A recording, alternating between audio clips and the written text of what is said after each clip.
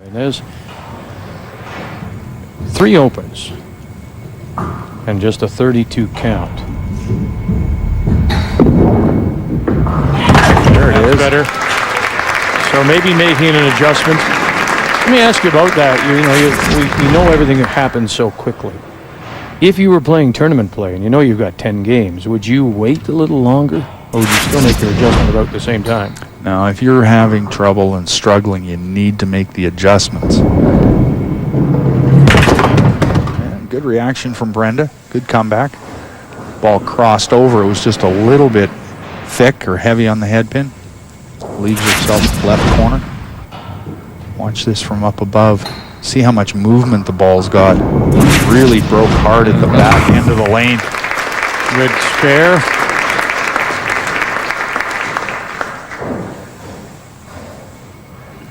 Curious how her spares have come on one lane and the head pins have come on the other. And that's, that can happen. Lanes are different, even from one pair to the next.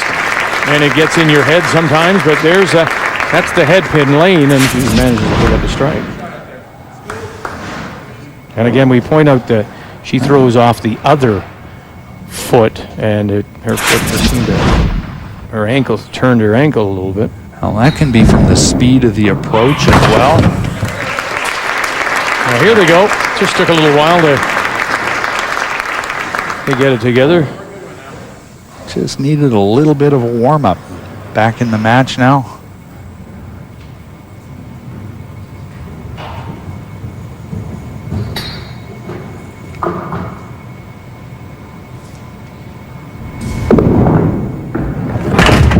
Shook her head right off the bat on that one. Wide right. She won't be happy. I mean, one of the things we saw with Renee is she was pretty consistent on the head pin. 8 for 10 and 8 for 10 in the 2 first victories she had. Plus the strikes she was getting, 12 in total. That's a big spare as she had the 2 strikes up. Good finish at the foul line. That's the more dangerous way to make that spare on the outside of the head pin. Now Brenda Walters with a strike up in 5 has a chance here. Put something together? No, just dives behind. Another good looking shot though from Brenda. She's made some adjustment. She seems to be just a little bit more aggressive with it. Look out. Middle of the lane. It seems like the sides of the lane are a little bit slicker because there's not as many balls on the outside edge. And so there's a tendency for the oil to stay just a little bit longer, and sometimes you'll get more skid than you want.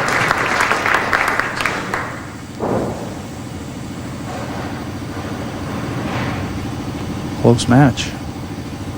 Brenda Walters with 2-pin lead through 5, but Renee Laframboise with the advantage with the spare up in 6.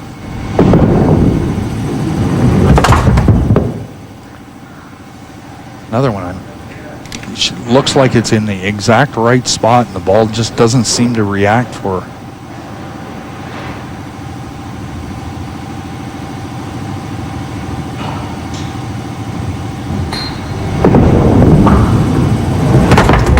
Back for her, and it did. And that's the danger of being on the outside of the head pin. You got a chance to punch it. You got a chance for this to happen. Looks like a good shot. She gets the head pin just a little bit thick. Leaves up that right corner.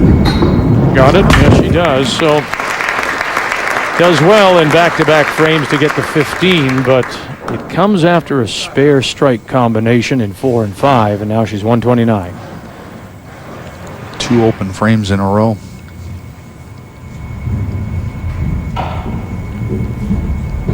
Renee working on 3 marks, a couple of strikes and a spare, and now another one. And this is what we were looking for. One of them to do is just take control. And Renee's done that in this match now. Yeah, more aggressive. Just throwing the ball a little bit harder, but she's still very, very smooth. Great release. It's harder, but not out of control. Exactly. No, she's very much in control. Nice smooth approach and arm swing. Nothing's forced.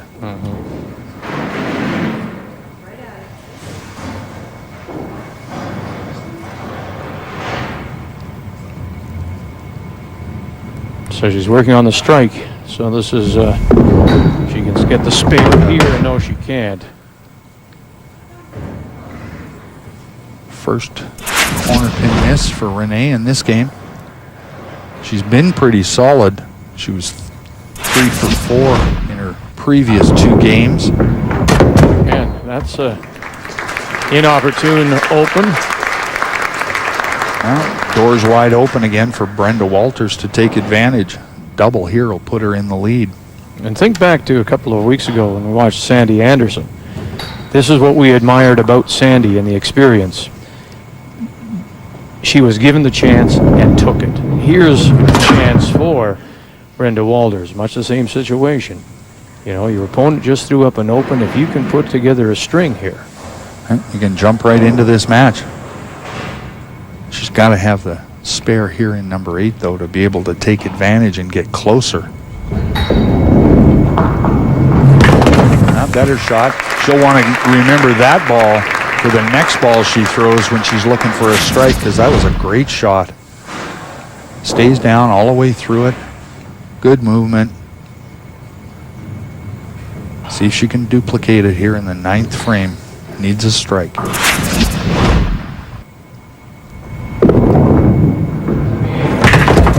Get a break. No. Thick 3-pin just goes in front of that right corner pin again. That's one of the things that seems to happen too when you're freewheeling it, when you're comfortable and confident on the lane, you seem to get the extra breaks. Big spare though. Boy, is that ever. That looked like it was going to be outside by a mile. Look at this. It broke a long ways and very late on the lane surface as well. So there's the difference, 11 pins through 8. Walters has a spare up in 9. Now the pressure's on a 19-year-old making her first appearance. How does she react? She's got the ability now to shut Brenda Walters out.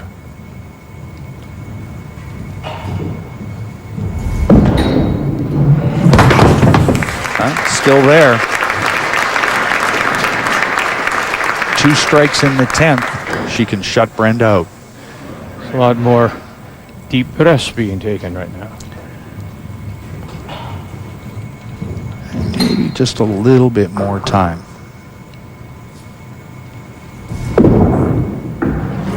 Yeah, pushed it right. She hasn't been around the headpin very much lately, has she? Renee. No, she's struggled a little bit the last 4 frames. She's missed it 3 out of the last 4. Her mummy Lane is here and watching. Oh boy. Now there's that nasty bad break again. You miss the head pin. Invariably you pay the penalty, it seems.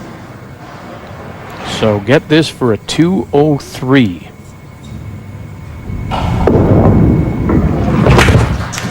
Okay, so she gets her 15. 203 is what Renee Laframboise will finish with. And now it is available to Brenda Walters. Brenda's got to have a decent count and a spare to win this match. Around it? Around it. Good ball, good count. Gives her 185 in the 9th. She needs 18, which means she must make this spare.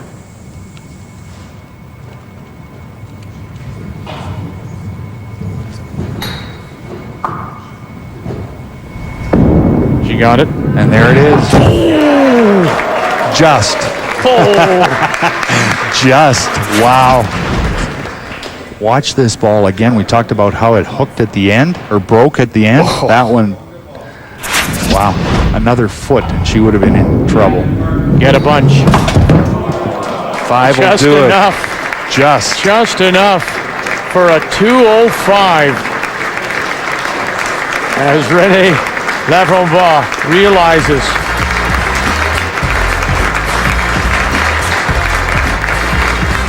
2 pins in a game where they handed it back and forth.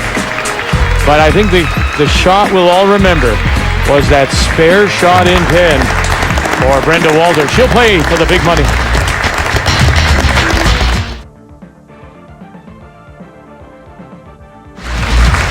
Our second semifinal features 2 of this country's very best.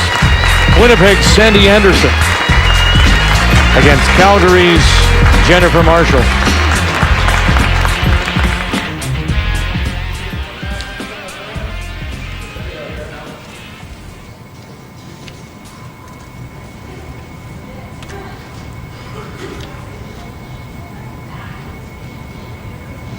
Last year's runner, Anderson. And there's that big punch. Sandi really avoided it in the first 2 games. She only had 3 in total. So, you know, her scores, she's avoided that, kept it on the lane, made good shots, and made a lot of spares. She had 10 strikes in the first 2 games and was pretty consistent making spares.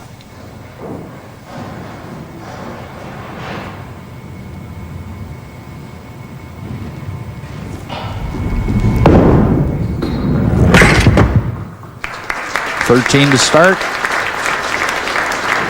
Head pin off the bat. She maybe be okay with that. At least she got to the middle.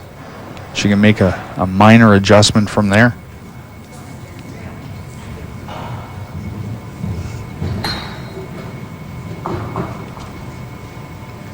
Marshall, who bowled a 248 and a 253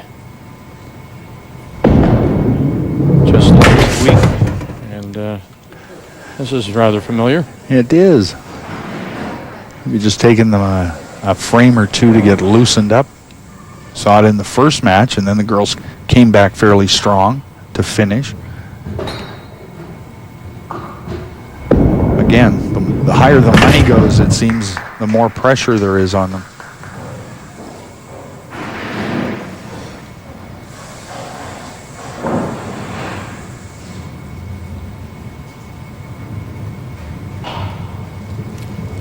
Smooth 3-step approach. Jennifer's style, approach, delivery is probably absolutely by the master bowler's book. Her dad was a master bowler and taught Jennifer as a young lady. So very classic style.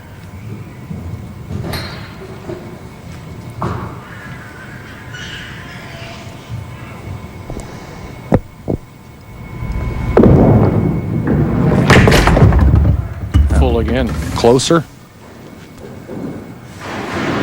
Lots of movement on the ball. Right dead on the nose. She almost broke that one up and got away with a chop off.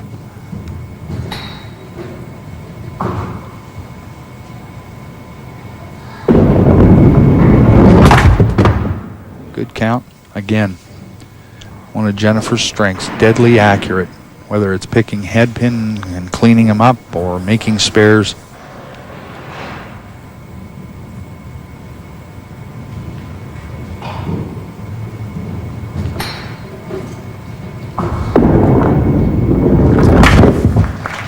So back-to-back opens and 15 count in both. 30 for Marshall through the first 2. Now Sandi Anderson to see if we can get something going here.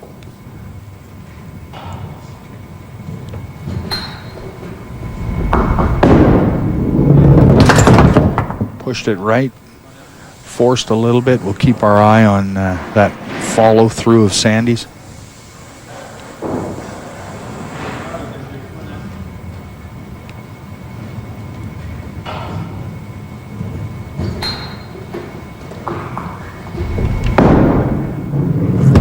Is on the inside, just got a piece of the corner pin to make the spare.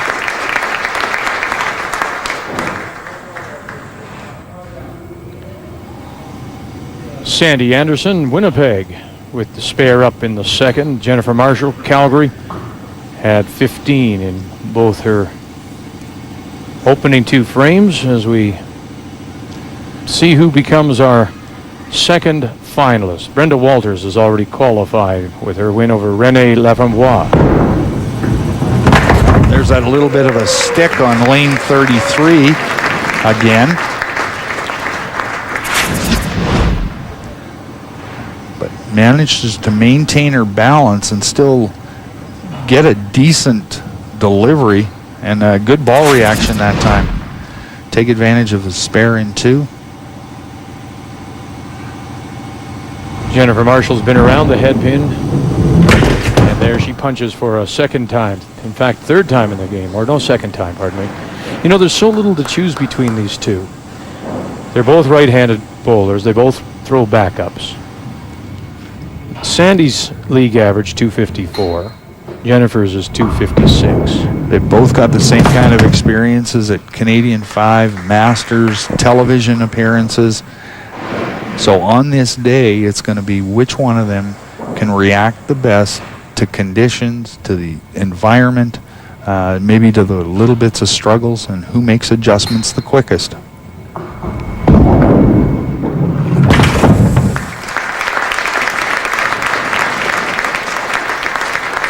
So that's 3 straight frames where she's managed to get her 15.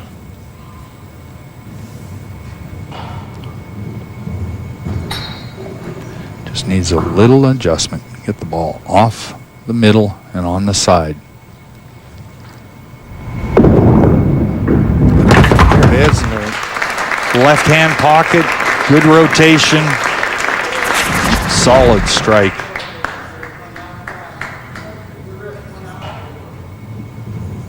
Not a lot of difference between that the head pin she's had, and that strike. Quarter of an inch, maybe the only difference. Oh my. Oh goodness. Second set of aces we've seen in this tournament, and both of them have been Sandi Anderson's. This is just a really tough break on this one. You know, she had a spare and a strike up.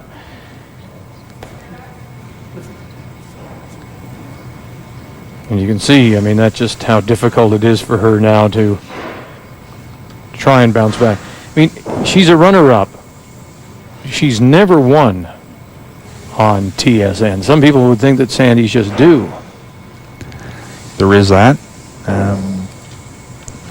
But it's all about just maybe the opportune time. You know, you make a simple mistake and somebody else takes advantage of it. And that's happened to Sandi over the years on some of the TV shows.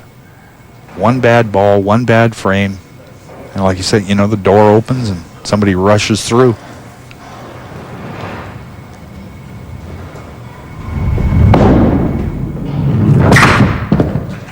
Picks up 13, and now Jennifer Marshall, the doors open a little bit.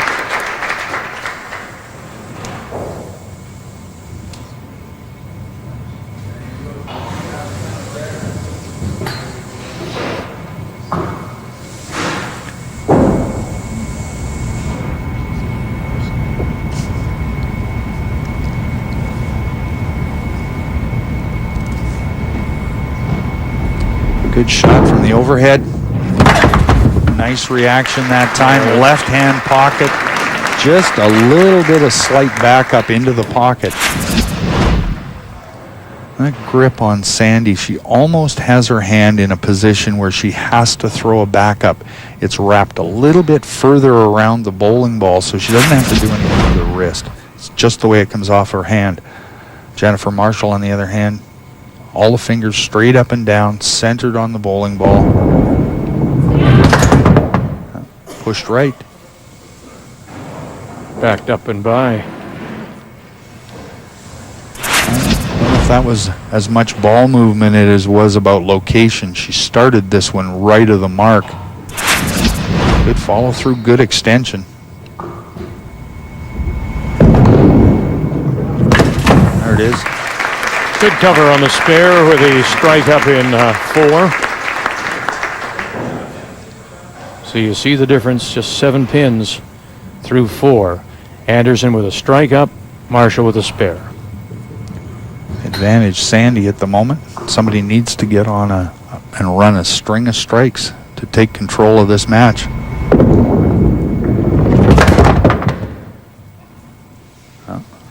push right in the last frame. This time push left. No backup.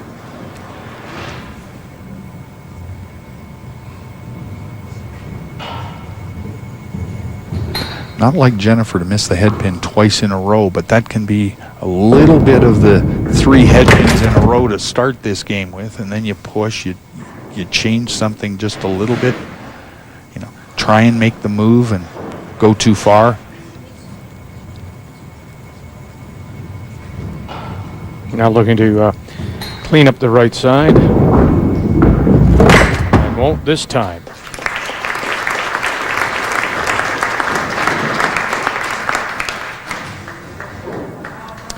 4 open frames out of 6 for Jennifer Marshall, but all head pins other than the 6th. Sandi Anderson with a head pin and a set of aces.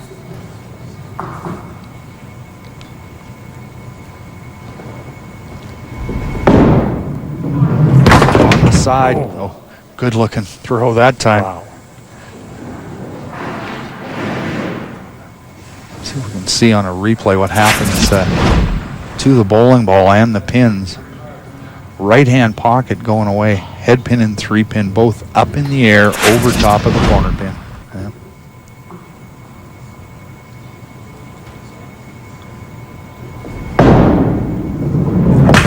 Nice cover for the spare.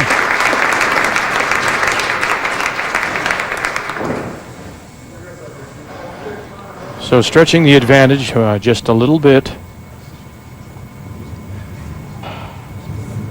And now working on a strike spare combination.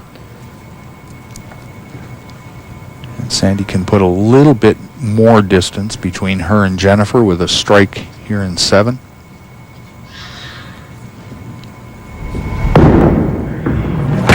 Oh, great shot that time. Got the ball out on the lane, great extension, backed it up into that left-hand pocket, and again, just no question that time. Great reaction. Gives her a 34-pin lead. Now all she's got to do is match whatever Jennifer Marshall does on the way out. And Jennifer really needs to get something going here. That's the ball. Maybe this will be the start of the big finish for both of them.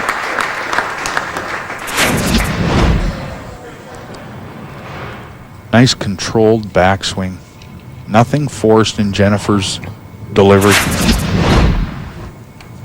The thing I really have grown to appreciate and love about the game is just this.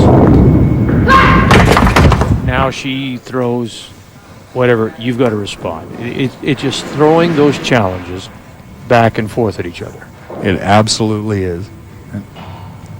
You can't do anything to stop the other person. All you can do is react.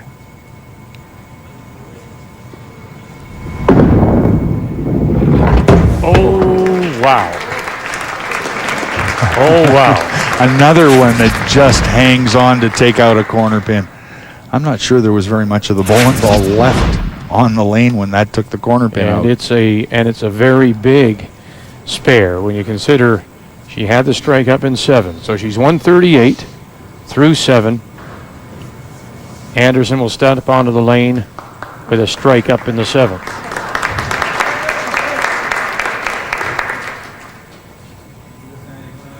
Advantage Sandi Anderson at this point.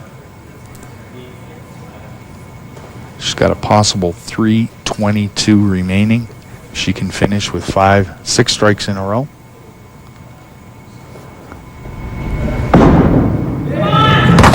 There's the first one.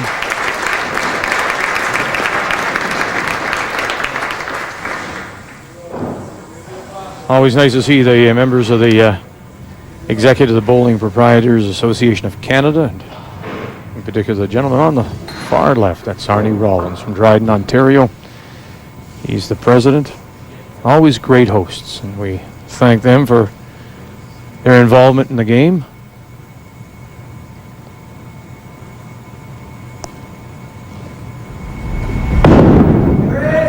Oh yeah, another great shot.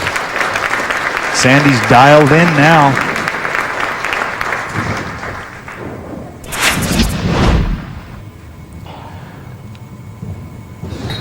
smooth at the foul line. One of the things you can notice, her slide foot dead perfect straight down the line. She wants the ball to go on. So now here's the challenge for Jennifer Marshall. Has to get something going. Comes back with the strike. So she has 3 marks in a row now. Strike, spare, strike. But still, you can see that string that Sandi has. Maybe just too much to overcome here unless Sandi should stumble a little bit. Well, she's still got the 10th frame. Anything can happen. Jennifer's got a possible 258. Look out. Yeah, little off balance at the end of that on the end of her slide, and it pushed it a little bit right.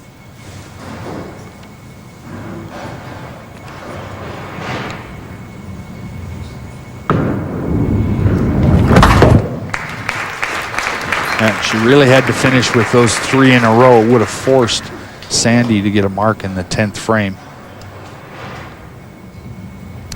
Now it's just kind of play out the string here.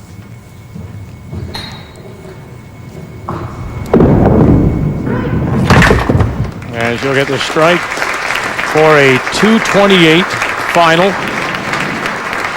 But those 3 strikes in a row are enough now for Sandi Anderson to advance, and she will play Brenda Walters for this year's championship. And so Sandi Anderson, last year's runner-up, will have that chance to take it to the next step and win her first championship. As husband Jim looks on. And this is just a great note for Sandi to finish this game on. Very, very strong. She's freewheeling, throwing the ball great. She's got one more match now, and she can think about all these good shots that she made to win this one.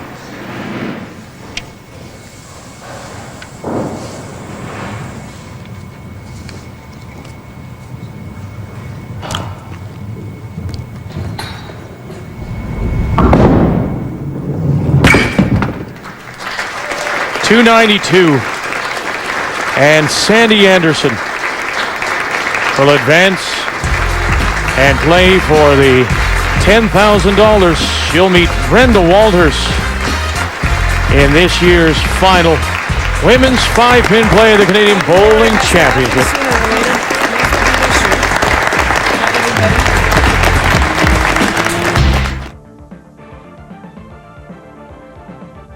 $1,000, a loser $5,000. This is it, the championship game.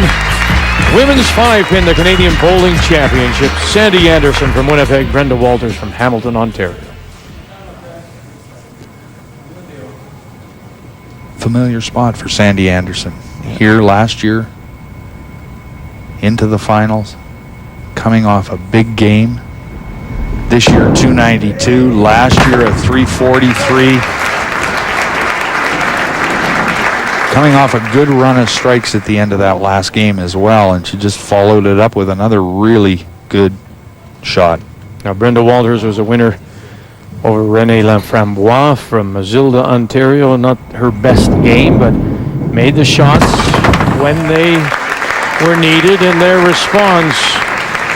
So back-to-back strikes to start. Yeah, make the shot when it counts. That corner pin spare in the 10th frame was absolutely crucial.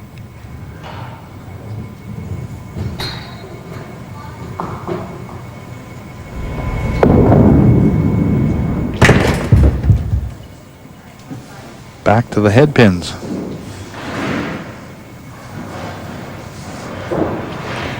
She does have a problem, as you point out, when she gets over on the left side of the head pin. That's when she usually punches. Yeah, it just seems when the ball's breaking in, because of the speed, she's got to be really, really accurate on the left side. On the right side, she seems to get away more with little thick, little thin. She'll carry some stuff. But when the ball's breaking into the pocket, it doesn't seem to be as powerful a carry.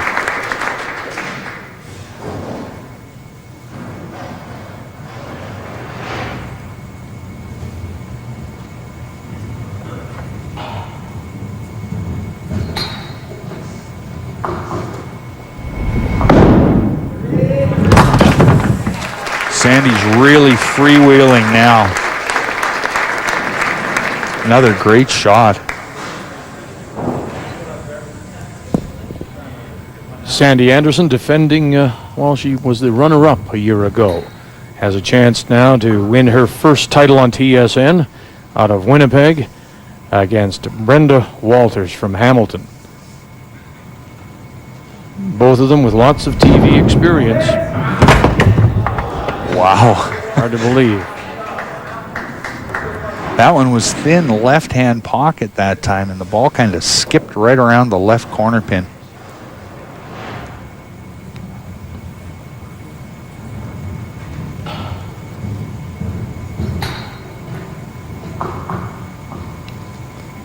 Talk about Sandi's accuracy and picking pins. Corner pins she's been perfect on throughout this tournament.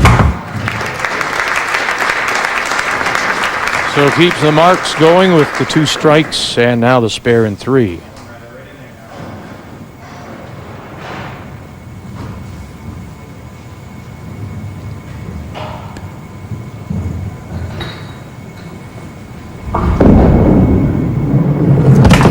Came back for her that time. Came a long ways back. A little bit thin. And again, left-hand side pocket. Tendency to leave the left corner pin when you're thin like that. Look out. Yeah, now again, it just starts off towards the pin and it just sort of veers back to the right. That's that little bit of a backup, and the movement catches, and as the ball slows down, it starts to break more, and it just broke right away from the corner pin.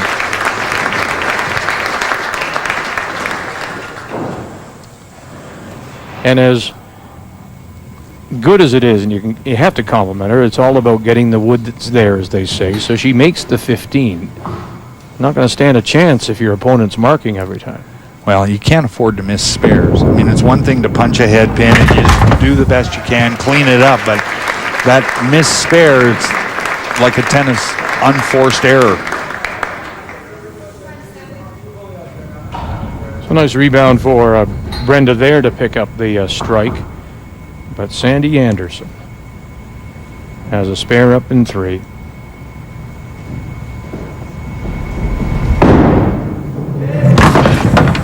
Another great shot from Sandi. Left-hand pocket, the ball's just moving directly into it, and it's flush. A little difference in styles, although both are really smooth to the foul line. Brenda's a little bit lower, Sandi a little bit more upright. Sort of arched back as well. And just she has to do that because she's standing up, and in order to get rid of the ball, she's got to be there. Marianne, you're right. She's picked up after that semifinal win against Jennifer Marshall. She's really started finding it in the 5th. And then she goes, remember she had aces in the 4th, and this is the continuation. Well, and you get in that comfort zone where you know that when you throw the ball, you've got a chance to get a strike. You just freewheel it. And that's what she's doing. She's accurate. She's consistent. And now when you're loose and relaxed, it makes all those other things very easy to do. And again, missed opportunity. Left corner, ball breaking away from it for Brenda. 2 left corners in a row on that right-hand lane at Silver Dollar here, lane 34.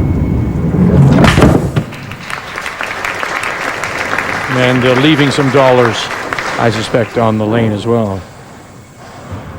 Well, it makes the comeback that much more difficult. You have 2 missed spares.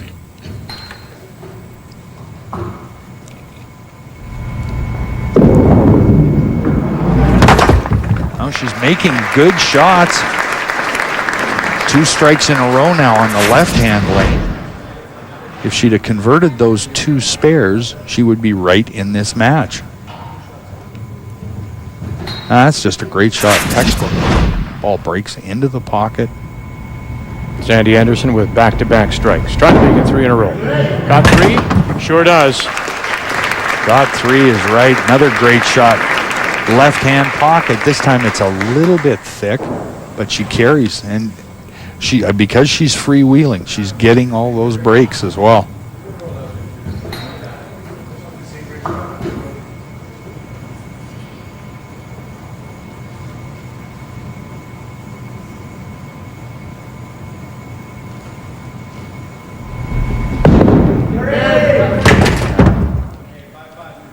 Little push right on the nose.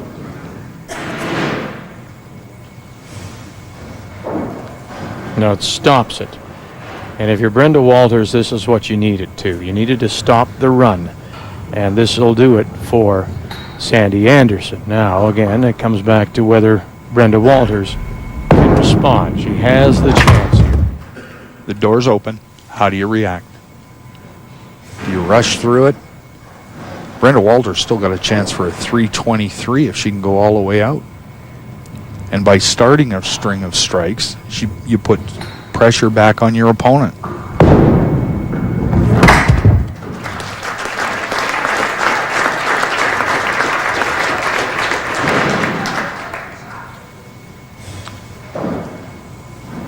For Brenda right now, 7th frame, she's had strike, missed a left corner, missed a left corner on this lane.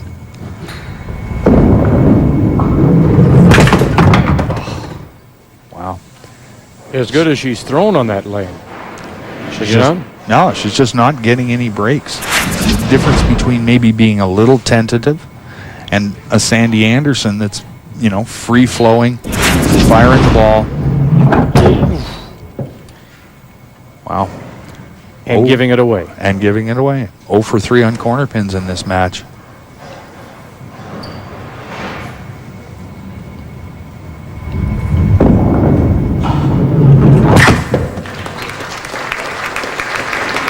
"76 pins down through 7 frames. You must walk off the lane, I would think, at times, kicking yourself, saying, why the heck can't I throw that ball for the spare ball? Yeah, it's easier the second time, right? Right. Now, first right side, now left side. Yeah. Oh, she's throwing the ball quite well. Just, again, not getting a break, and then, missing a couple of corner pins. You have a tendency to start to force it just a little bit. Wow.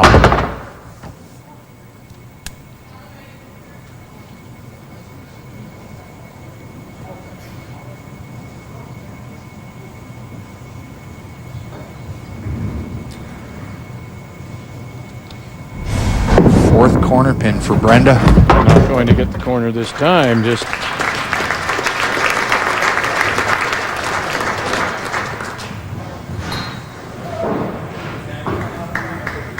so very much in control, Sandi Anderson. And just can't stub her toe here.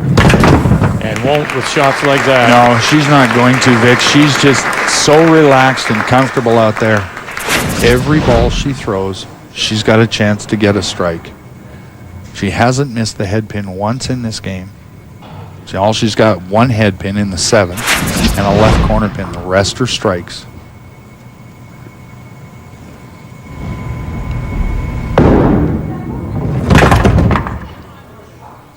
And that's enough. There it is. She knows it. In her 13th appearance on TSN, she's never been a champion in pins play. Last year in the bowling championship, she was the runner-up. Suggested to you earlier, I think it's, many people will say, overdue for her, and I think people will be pleased for her. Absolutely. And of course, husband Jim knows that they're going to go back to Winnipeg with $10,000.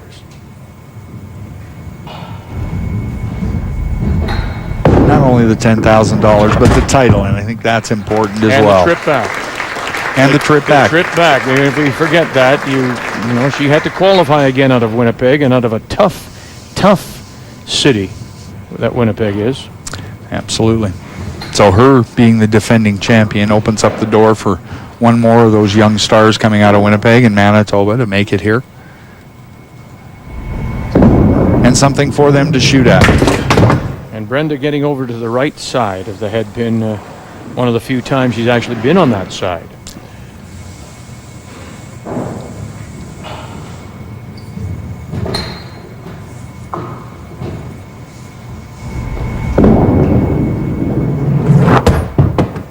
Just didn't really have it all together. No. 4 corner pin misses, now a chop off miss.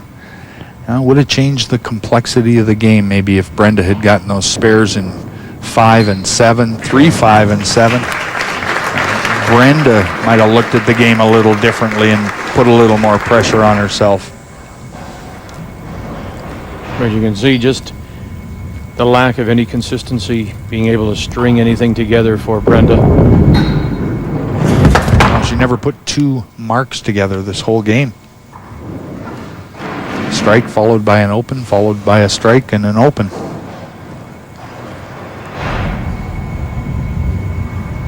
And her 4th appearance on TSN, has done well. She's made the semifinal of the Pins game twice. She's won $4,500 previously. We'll add $5,000 to that as the runner-up. Not a bad day's work, but I'm sure she'll be anxious to get back and try and do exactly what Sandi's done. Go from runner-up to champion. So 189 is what she will finish with. Brenda Walters of Hamilton, out of the Bolorama in Stony Creek. As we watch now the 10th frame of our champion. What a champion. Sandi Anderson. Now she needs the headpin, right? Looking for the big finish and able to smile about it. Moot point now. The headpin in 7 might have changed things, but she came right back strong with a strike in 8, and at that point the game was over.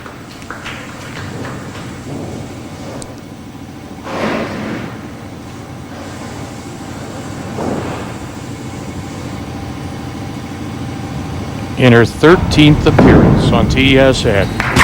And for the first time we can say Sandi Anderson, champion of the Women's 5-Pin and the Canadian Bowling Championship, as she bowls a 270 to Brenda Walters 189.